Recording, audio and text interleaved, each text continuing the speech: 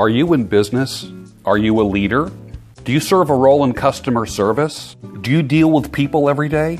Do people come to you for problems? Hi, I'm the Sultan of Silver, and I have a leadership hack for those who work with people and have people report to them, whether you are in customer service or you are over a lot of people in your workplace. Stay tuned. My opinion of management and supervising is so different from the rest of the world. Maybe that's why I hate the retail and corporate world, and they hate me. Listen close. People don't want to be managed. They want to be led. They need a leader. As a matter of fact, most people are silently begging to be led. That's right. Nobody wants to feel like they're an animal, like they're in a herd, and there's a sheepdog, a manager, who is circling around them, making sure that they don't wander too far off. Nobody wants that. So why do we keep doing that? Why do we have that management, that leadership model? Yes, you need policies. Yes, you need SOPs, standard operating procedures. However, if you are a robot and policy and procedural manuals are all that you can come up with, let me put it this way. You suck as a leader. Policies and procedures are the science of leadership structure. But that's not it. There's something else. Along with the science of leadership, you need to practice the art of leadership. And I want to show you something that's going to help you.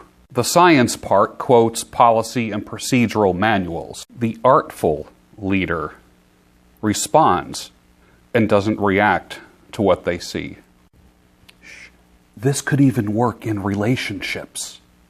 So this is how it works. Somebody comes to you with an issue. Hi, come on in. Your job is then to laugh. Not that kind of laughing, but laugh as in L.A.F.F. That stands for listen, affirm, fix, and forget. Listen, affirm, fix, and forget. When you listen to people, you should employ a technique called active listening.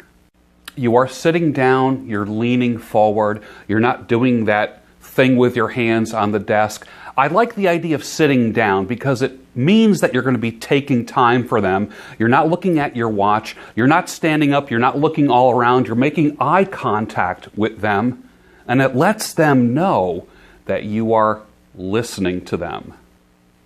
You want to affirm the person that you're talking to. In other words, you don't want to be walking with them. You don't want to be in a distracted area. You want to make sure that they have your undivided attention. That's affirming them. That's saying things like, okay, yes, and you're shaking your head in affirmation with them, but you're not offering any response yet. Keep in mind that you're not interrupting them at all. You're not interjecting anything. The definition of affirm means to give emotional support and encouragement to the other person.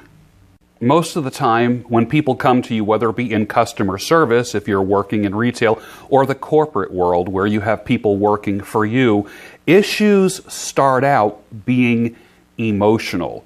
And you have to realize that. That's like a little trick it's like a little superpower that you have over a situation, is that you realize everything is emotional first. And it's your job to diffuse the situation and turn it into an intellectual issue. But on the way there, what you do is you affirm them emotionally. And don't think emotions have anything to do with gender. Okay? It could be big tough guys with complaints and people that want to set you straight. Still, allow them to talk. Let them get it out of their system. It's not personal. Don't take it personal. Diffuse the emotional energy first. Just that alone can ratchet down anger, or frustration beyond anything that you could ever imagine. Fix. Fixing the problem. Making it right. Making it no longer an issue. That's number 3. Listen, affirm, and fix. That is, if you have the power to fix it. Many times, just listening to somebody and ratcheting down the emotions is all they really need. But you'll never know if you don't listen to them. Reassuring them with a time frame, okay? Say something like, I'm going to look into this by the end of the day, or I'm going to look into it and I'll get back to you by the end of the day tomorrow, or by the end of the week. That reassures them and shows them that you are serious about their issue, and it also shows a little bit of solidarity with the customer or with the employee. And that's a big factor. And last, but not least, is to forget. This could very well be the hardest component of this particular template, forgetting. Discipline yourself not to verbalize any negative words. In other words, when the person leaves your office or walks away from you, what you don't want to do is say, what a pain in the ass this person is. Oh, here we go again. Don't verbalize that, because what it does is it helps you ingrain their problem in your head, and they become a troublemaker.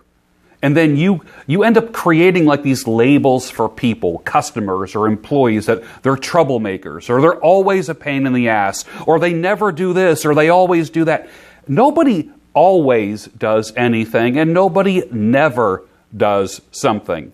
Okay? Everyone has issues, but try not to verbalize how you feel about them, because it will affect how you greet them and how you interact with them in the future. All right, I'll look into it. Pain in the ass. What is it now? Oh gosh, here she comes again. That's off limits. Train yourself to not do that with customers or people that work for you. Stop it! Forgetting means getting it out of your head. Don't even let your mind wander there. Having problems with customers and employees? Well, then just laugh it off. L.A.F.F. Listen, affirm, fix, and forget. And if it's your company, you just might be laughing all the way to the bank. Thanks for watching.